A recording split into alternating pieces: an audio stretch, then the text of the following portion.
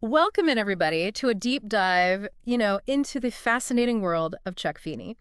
This is a guy who really mastered the art of giving while living and somehow managed to stay completely under the radar. Yeah. I mean, it's incredible. He's actually been called the James Bond of philanthropy. Wow. And for good reason. Yeah. Like, picture this. You got secret missions to fund projects in Vietnam and Cuba, rubbing shoulders with figures like Fidel Castro, Cyril Ramaphosa, Yeah. all while he's amassing, billions selling duty-free goods. Yeah, it's pretty remarkable. And then the guy decides to give it all away Right. anonymously. It's amazing. So we've got a whole stack of sources here about his life and this really, really unique approach to philanthropy, right? Yeah. And what we're going to do today is uncover what made his journey so remarkable. We'll explore the impact he had and see what lessons we can all learn from this giving while living philosophy. Right. And joining me is an expert who can really help us connect the dots and unpack the intricacies of Feeney's world. Happy to be here. So I'm really curious, like from your perspective, how did Feeney manage to build this business empire? Duty-free shoppers. I mean, It's fast. practically in secret. Well, Feeney, he just had this incredible knack for, identifying these like untapped markets, Yeah. and airports being a prime example. And his marketing strategies, they were revolutionary. I mean, he understood the psychology of travelers so well Yeah. and created this shopping experience that, felt luxurious Oh, yeah. and exclusive. And then when he sold DFS, I mean, the world was just like, what?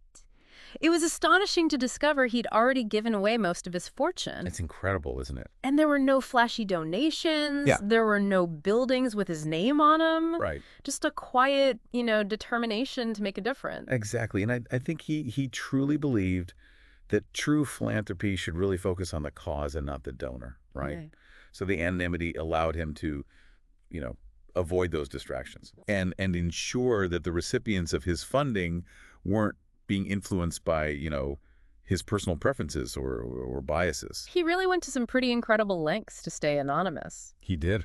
Code names, dodging photographers. There's even that story, about him pointing to someone else when a photographer tried to snap his picture in Brisbane. Oh, yeah, I remember that one. You remember that one, right? Yes. And remember the time the Irish Times, accidentally leaked his identity? Oh, yeah. How did he manage to pull that off for so long? I know, it's amazing, isn't it? It really speaks volumes about his commitment to, this principle of anonymous giving.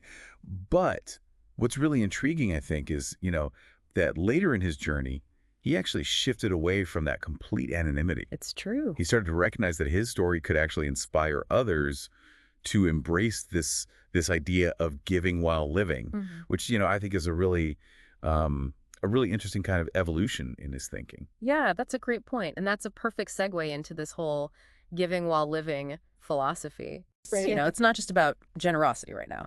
It's about strategic giving during your lifetime.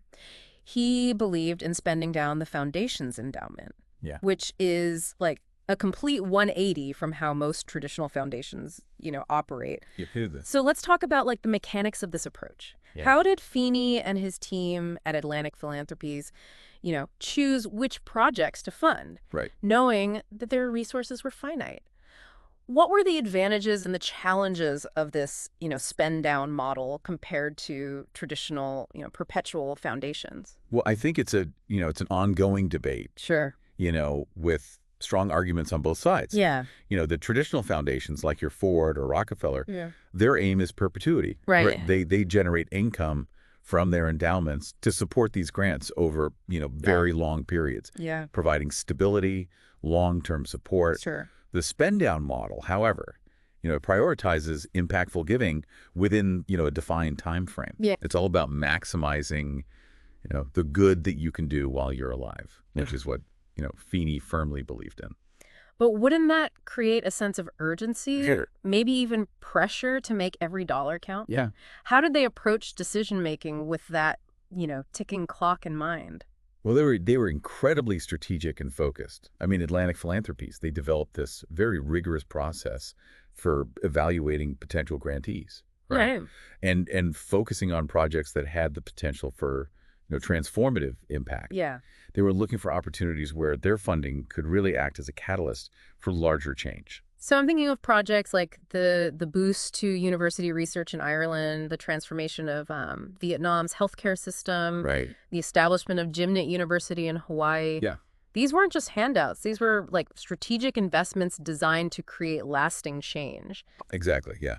They focused on areas where their funding could make a really significant difference, often partnering with, governments and other organizations to leverage their resources. But there's got to be a potential downside to this whole spend down approach, right? Like, Right. what happens when the money runs out? Right. Don't perpetual foundations offer like more long-term stability for the causes they support? Yeah, it's a valid concern, and it's one that I think Feeney grappled with, right? Yeah. He recognized that, perpetual foundations could provide that ongoing support, Sure. but, he also saw a risk of bureaucracy Definitely. and complacency. And, he believed that having a defined time frame forced, a greater sense of urgency Right. and accountability. So he was willing to trade long-term stability for more like immediate impact? In a way, yes. Yeah. He believed that by spending down the foundation's assets, he could actually see the results of his philanthropy firsthand Right. and ensure that his vision was carried out effectively. Which brings us to another really intriguing aspect of Feeney's approach, right? Yeah. His decision to give anonymously, at least initially. Right. Why do you think he was so adamant about keeping his identity hidden? Well, I think there were several reasons. Yeah. He genuinely wanted the focus to be on the causes Right. and not on him Yeah. as a person. Right.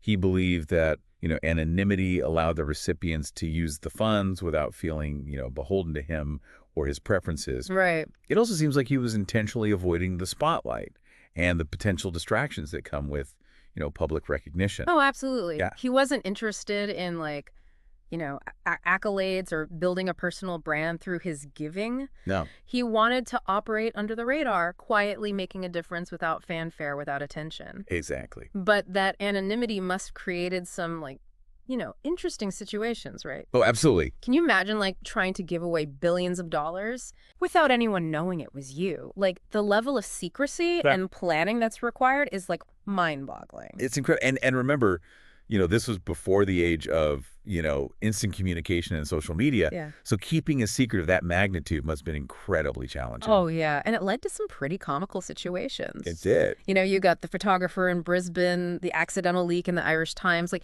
it's amazing how he managed to maintain that anonymity for as long as he did. I know. And I think those anecdotes really humanize him, right? They do.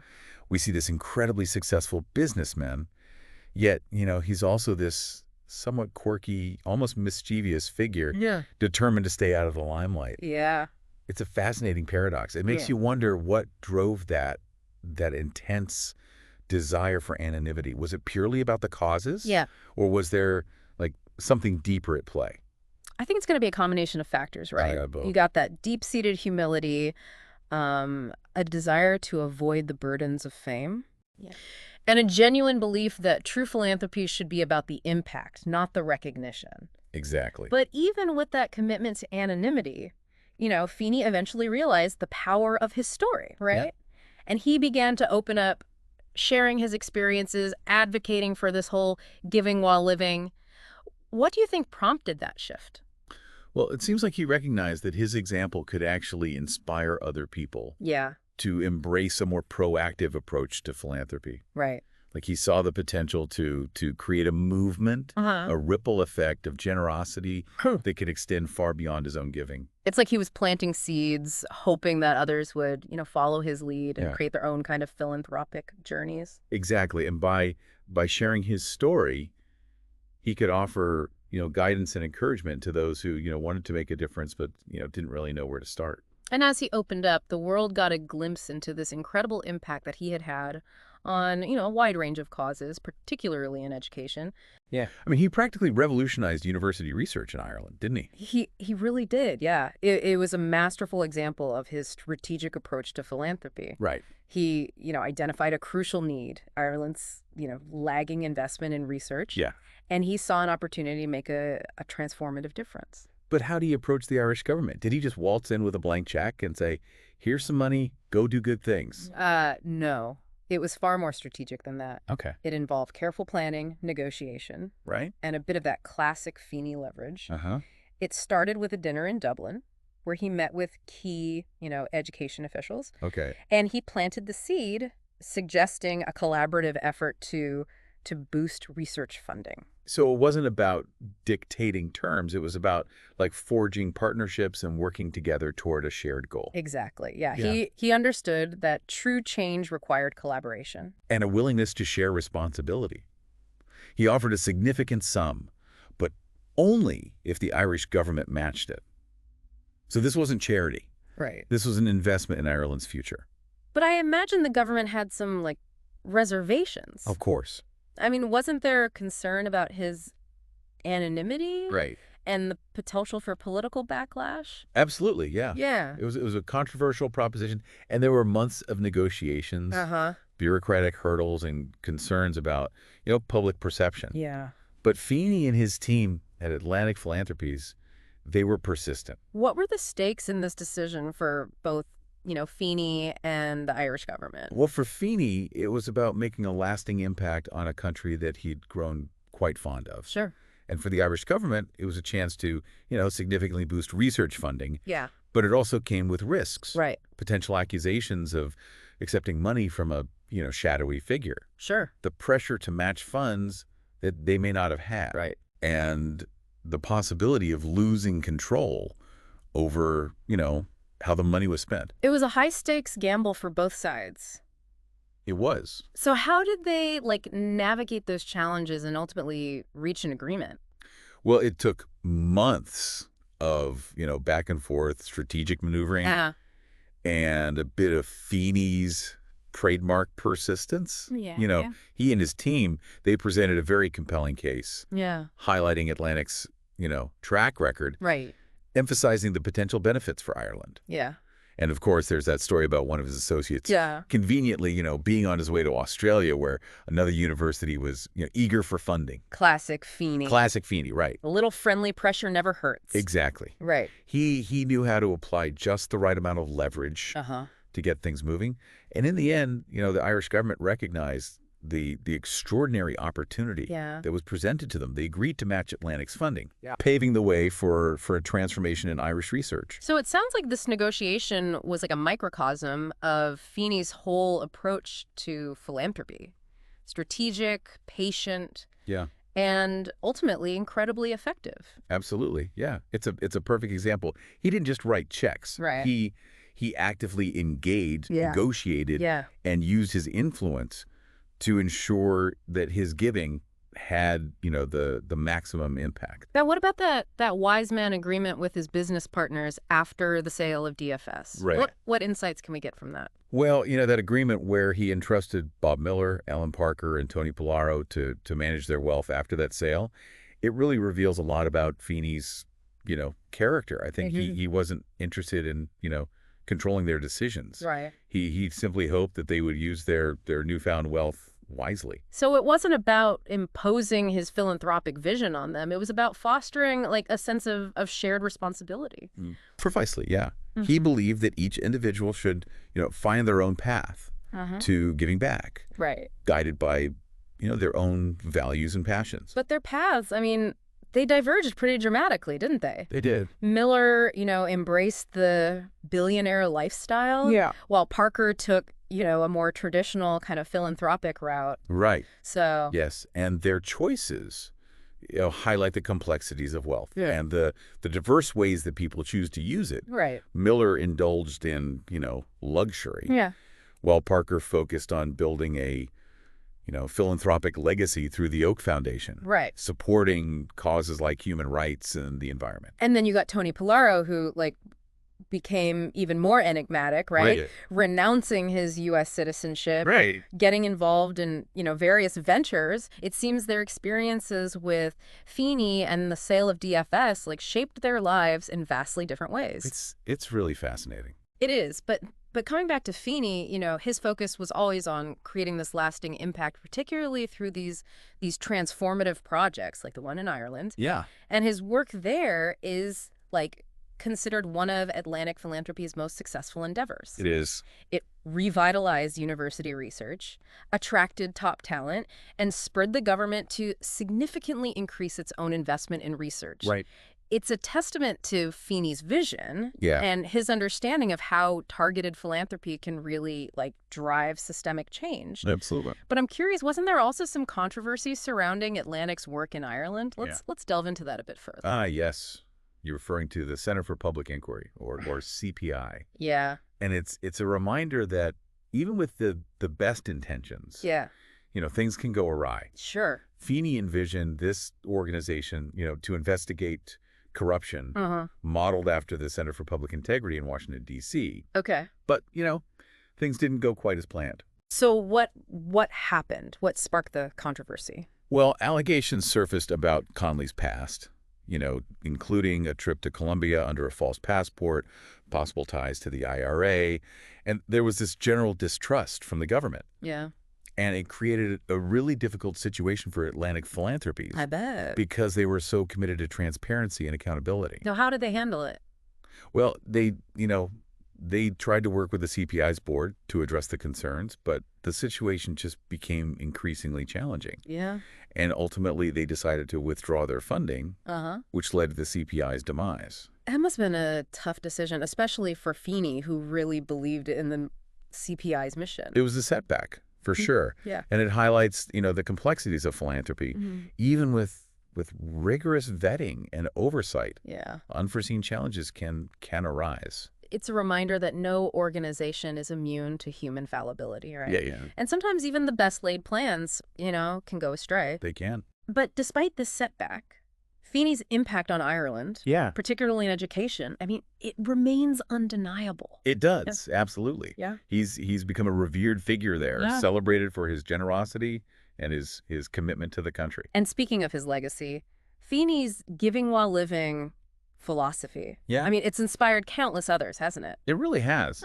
He's been a trailblazer, demonstrating that philanthropy can be proactive, strategic, and immensely satisfying. His influence is evident in the growing number of individuals and foundations that are adopting similar approaches, prioritizing, immediate impact over building large, perpetual endowments. And it's not just about the money. Right. It's about the way he lived his life. The humility, the frugality, even with billions at his disposal. Absolutely. He was famously frugal. Flying economy class, checking bar bills. It was as if the wealth never really changed him. Right. And that perhaps is the most remarkable aspect of his story. Makes you wonder what he's like on a personal level, Yeah. Did he ever, let loose, enjoy life beyond his, philanthropic pursuits? He did. Despite his frugality and focus on giving, he wasn't an ascetic. He enjoyed, good food and wine, cherished spending time with family and friends. Yeah. And he had a playful side. There's stories about him throwing parties for his staff, organizing reunions for his old classmates, even flying them to Ireland for a week-long celebration. Ah, that's heartwarming. It shows that he wasn't just a philanthropist. Yeah. He was a human being who, appreciated life's simple pleasures. Right. And valued personal connections. Precisely. And it makes his story even more compelling. He wasn't driven by, ego or a desire for recognition. Yeah. He simply wanted to make a difference in the world. And he did so with humility, humor, and a deep respect for humanity. His life is a testament to the power of one person to make a truly profound impact. It is. But what fueled this relentless drive to give? Where'd that energy and passion come from?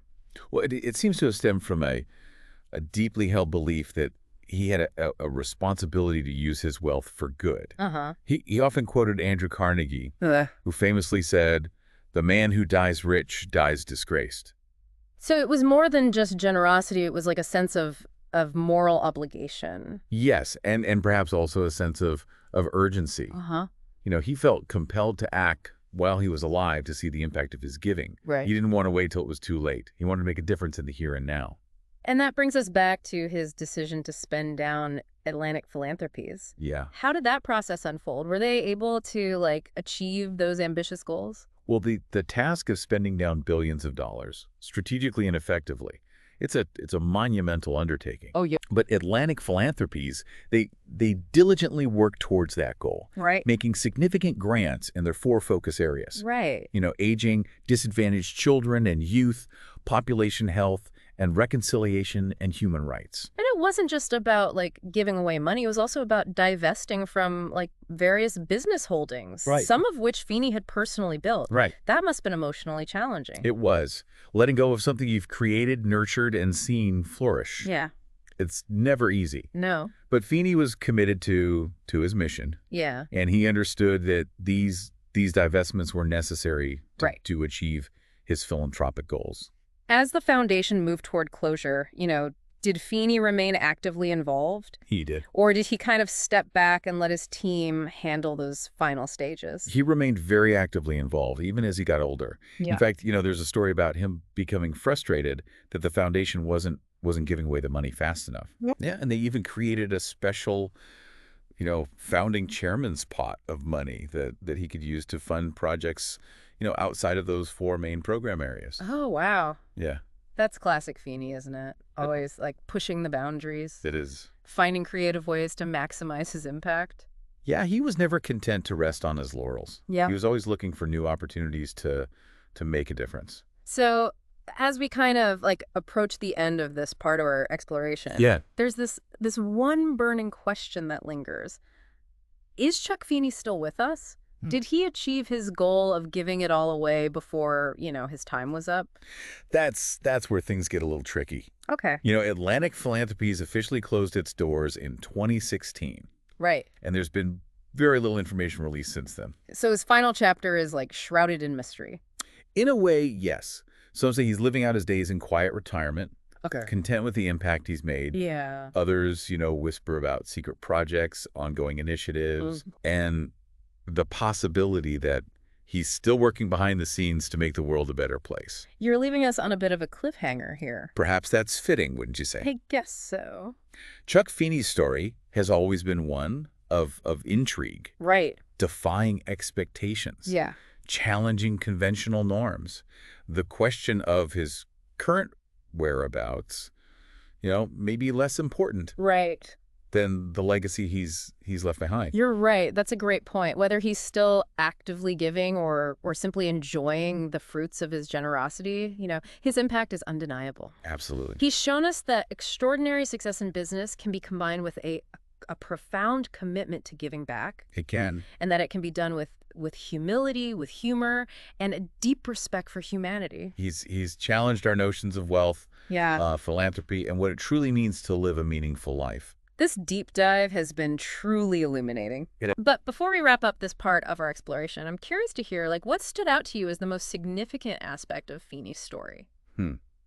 For me, it's the sheer audacity of his vision. Yeah. He dared to imagine a world where wealth was used not for personal gain, but for the betterment of humanity. Yeah. And he didn't just dream it. Right. He lived it. And it's a powerful message and one that really resonates, He Yeah. reminds us that we all have the capacity to make a difference regardless of our circumstances. Absolutely. And perhaps that's the greatest lesson we can take away from his extraordinary journey. We'll continue our deep dive into the world of Chuck Feeney after a short break. Stay tuned for more insights and perhaps a few more surprises. Looking forward to it. Welcome back to our deep dive into the world of Chuck Feeney, the James Bond of philanthropy. Before the break, we were just talking about his audacious vision and, the profound impact he's had on, countless lives. It's incredible to think how one man, through his, strategic giving and unwavering commitment, has managed to, shift the whole landscape of philanthropy. But as we, delve deeper into his story, I'm struck by this contrast between his grand vision and his remarkably humble lifestyle. Here's a man who amassed billions, yet he famously eschewed the trappings of wealth. He opted for economy flights, simple meals, a decidedly low-key existence. It's almost as if he viewed wealth as a tool for good, not a means to, indulge in personal luxury. Yeah, it's a remarkable paradox, isn't it? He had this extraordinary business acumen. I mean, he built a global empire from scratch, yet he remained, so grounded, almost detached from, the material wealth that he accumulated. It begs the question, like, didn't it ever tempt him? The allure of a lavish lifestyle, the freedom to indulge in every whim. Right. What kept him so firmly rooted in his, humble ways? Hmm. That's a good question. Perhaps it was his upbringing, you know. Hmm. His early experiences during the Great Depression, those formative years, they really instilled in him a sense of frugality, a deep appreciation for, the value of hard work and the importance of living within one's means. So even as his wealth grew exponentially, those core values, they remained steadfast, right? They really shaped his outlook on money and its true purpose. Exactly. I mean, he never forgot where he came from, Yeah. and he never lost sight of the fact that, true wealth lies not in material possessions, but in the ability to make a positive impact on the world. And it wasn't just about writing checks, was it? No, not at all. He was actively involved, traveling the globe, meeting with recipients, ensuring that his giving was strategic and effective. He was a hands-on philanthropist, Yeah. deeply engaged in every aspect of his giving. He wanted to see firsthand the impact of his donations, to Yeah. understand the challenges and the opportunities facing the people and the organizations that he supported. There are countless stories about him visiting, hospitals, schools, and research facilities, often unannounced, Yeah. just to observe, to learn. Yeah. He believed in immersing himself in the communities he was trying to help, Yeah. building relationships, gaining a deeper understanding of their needs. It's as if he approached philanthropy with the same intensity and focus that he brought to building his, business empire. There is a fascinating parallel there, isn't there? The same drive, the same meticulous attention to detail, the same relentless pursuit of excellence, all channeled toward, a different kind of success, the success of making a lasting difference in the world. Right. And speaking of impact, let's revisit his, transformative work in Ireland, particularly his efforts to bolster university research. We talked about the negotiations with the government, but I'm curious to explore the long-term effects of that initiative. What lasting changes did his investment bring about? How did it, shape the landscape of research and education in Ireland?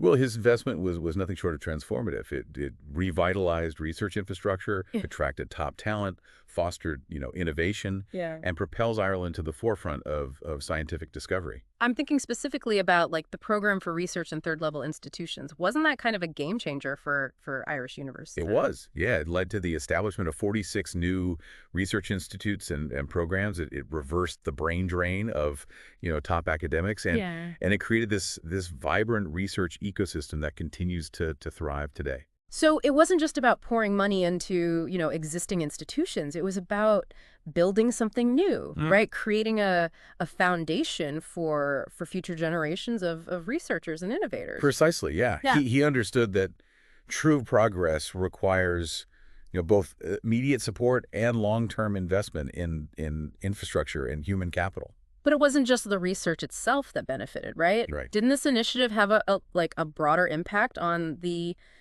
Irish economy and society as a whole? It did. The growth of research led to the creation of new industries. It attracted foreign investment. Yeah. And it enhanced Ireland's global reputation as a hub for innovation. Right. It was a classic example of how targeted philanthropy can have that ripple effect, Yeah. generating benefits far beyond that initial investment. It's a testament to Feeney's, vision Yeah. and his understanding of the interconnectedness of education, research, and economic development. Right. He saw the bigger picture, Yeah. recognizing that investing in knowledge and innovation could uplift entire communities and create a more prosperous future. And it's not just in Ireland where his impact has been felt. Right. His philanthropic endeavors have spanned the globe, right? Yeah. Touching countless lives in diverse fields from, healthcare to human rights. He had this uncanny ability to identify areas where his giving could make a significant difference, whether it was supporting cutting-edge medical research, improving access to education, or promoting peace and reconciliation in conflict zones. And he did all of this while shunning publicity, preferring to work quietly behind the scene. It's almost as if he viewed recognition as a distraction, a Yeah. hindrance to his mission. Yeah, he was laser focused on the causes that he supported, Yeah. and he believed that anonymity allowed him to operate more effectively, Yeah. without the distractions of fame or the pressure of public scrutiny. But that anonymity also created challenges, didn't it? Yeah, of course. I mean, how did he navigate the complexities of giving away, vast sums of money while maintaining his low profile? It required meticulous planning, a Yeah. network of trusted advisors Yeah. and a willingness to operate, outside conventional philanthropic norms. Yeah, I imagine there were times where it would have been so much easier to just like write a big check Right. and let the recipient handle the details. Right. But that wasn't Feeney's style, was it? No. He Yeah. was he was deeply involved in every step of the process. He researched potential grantees, Yeah. met with beneficiaries, and tracked the progress of the projects that he supported. There's a story about him personally visiting a hospital in Vietnam Yeah. to assess the impact of a grant that he had made. He wanted to see firsthand how his donations were being used Yeah. to ensure that they were making a tangible difference in people's lives. It's a testament to his commitment, right? Yeah. And his genuine desire to make the world a better place. And that brings us to a rather sensitive topic, right? The controversy surrounding the Center for Public Inquiry in Ireland. We've touched on the allegations against Frank Conley, Right. but I'd like to explore the impact of that episode on Feeney and Atlantic Philanthropies. How did they handle the fallout? Did it affect their reputation or their work in Ireland? Well, it was undoubtedly a challenging situation, Yeah. one that tested their commitment to transparency and accountability. Right. The allegations against Conley raised serious concerns, and they had to, act decisively. But walking away from a project that they believed in, I mean, that must have been difficult. It was. Feeney truly believed in the CPI's mission. Yeah. But the controversy surrounding Conley had become, too damaging. Yeah.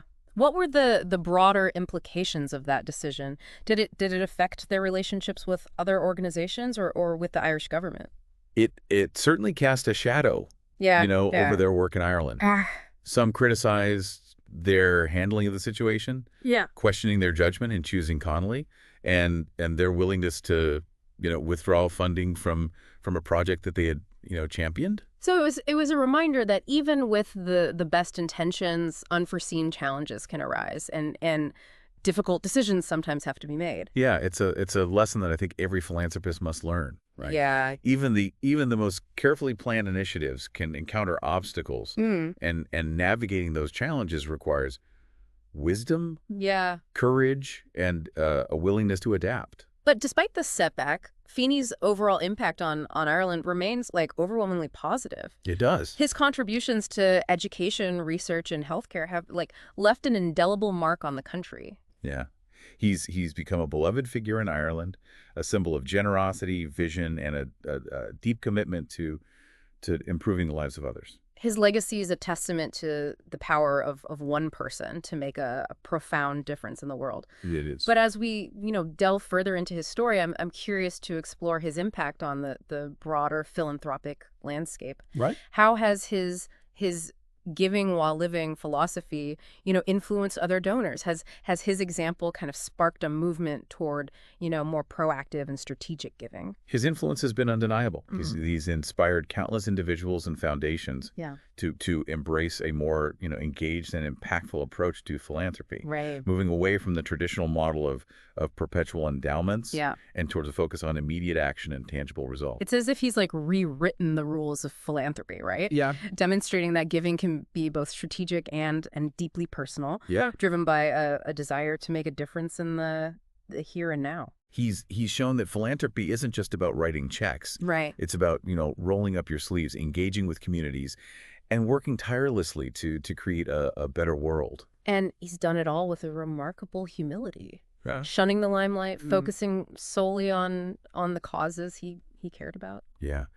His story is a powerful reminder that true wealth lies not in what we accumulate, but in what we give back. Yeah. And that the most effective philanthropy is often driven by passion, compassion, and a deep commitment to making a lasting difference in the lives of others. his legacy is an inspiration to us all, Yeah. a testament to the transformative power of generosity and the potential for each of us to create a more just and equitable world. Absolutely. But as we continue our deep dive into the world of Chuck Feeney, there are still questions to be answered, Right. mysteries to be unraveled. Join us after a short break as we explore the later years of his life and the enduring impact of his extraordinary journey. Welcome back to our deep dive into the world of Chuck Feeney. It's been, a fascinating journey so far. We've explored his unconventional path to success, his, unwavering commitment to giving while living, and the profound impact he's had on, well, countless lives. We've talked about his strategic approach to philanthropy, his humility, his frugality, and that, determination to make a tangible difference in the world. But as we approach, the final chapter of his story, I'm left with this sense of wonder and intrigue. We know that Atlantic Philanthropies officially closed its doors back in 2016, fulfilling Feeney's goal of, spending down the foundation's assets within, well, his lifetime. But what about Feeney himself? What became of the man who orchestrated this remarkable philanthropic endeavor? Yeah, that's where this story takes on this almost mythical quality. Feeney, always averse to publicity, has really retreated further into the shadows, leaving behind a legacy that continues to inspire and intrigue. Right. There have been whispers, of course, Absolutely. rumors and speculations about his, whereabouts and his activities. Some say he's living a quiet life, content with the impact he's made. Others suggest, he's still actively involved in philanthropy, Right. operating under the radar, as he always has. Right. It's a testament to, his enigmatic persona, his ability to, captivate our imagination, even as he shies away from the spotlight. It really is. But maybe that's the beauty of his story. Yeah. It defies, easy categorization. It's a story that challenges, our preconceived notions of wealth, success, and the true meaning of a life well lived. Absolutely. He showed us that it's possible to achieve extraordinary success in the business world and then dedicate your life to giving back in a way that's both meaningful and impactful. And that it's possible to do it in a way that feels authentic to you, Exactly. not driven by, societal expectations or the need for recognition. Right. He shattered that myth of the self-made billionaire who, hoards his wealth, clinging to every last penny. He's demonstrated that true wealth lies not in what we possess, Right. but in what we contribute to the world. Absolutely. That idea of giving while living really captures that, doesn't it? It does. And he did it all with a humility that's both, inspiring and disarming. He never sought accolades or recognition. He simply wanted to make a difference, and he did so on his own terms. It's a remarkable legacy. It's about the impact, not the ego. Exactly. His story is a testament to, the transformative power of generosity, the ripple effect that one person's actions can have on countless lives. As we reflect on, his journey, I'm really struck by the enduring lessons he's taught us. He's reminded us that true philanthropy isn't about, ego or self-aggrandizement. It's about identifying needs, forging partnerships and working tirelessly to create lasting change. And being willing to learn and adapt along the way. I mean, Right. even his experience with the CPI, as challenging as it was, Yeah. shows that even with the best intentions, there will be bumps in the road. That's a really good point. He's shown us that the most effective giving is often, strategic, focused, and driven by a deep understanding of the issues at hand. He challenged us to rethink our relationship with wealth, Yeah. to consider its potential not just for personal gain, but for societal good. And he certainly inspired me to, embrace a more proactive approach to philanthropy, to give while living and to witness the impact of our generosity firsthand. Yeah, it's a legacy that will continue to resonate, for generations to come. It's shaping the landscape of philanthropy, and it's challenging us all to live more meaningful and impactful lives. So as we conclude this deep dive into, the extraordinary world of Chuck Feeney, I'm left with this really profound sense of gratitude for the opportunity to learn from his example. He's shown us that one person can truly make a difference, that even the most audacious goals can be achieved with determination and a steadfast belief in the power of human generosity. And while the final chapter of his story may remain, shrouded in mystery, the impact of his life, his legacy, it will continue to inspire and guide us as we strive to create a more just and equitable world. Thank you all for joining us on this journey of discovery. May Chuck Feeney's story ignite within you, a spark of generosity, a passion for making a difference, and a commitment to living a life of purpose and impact.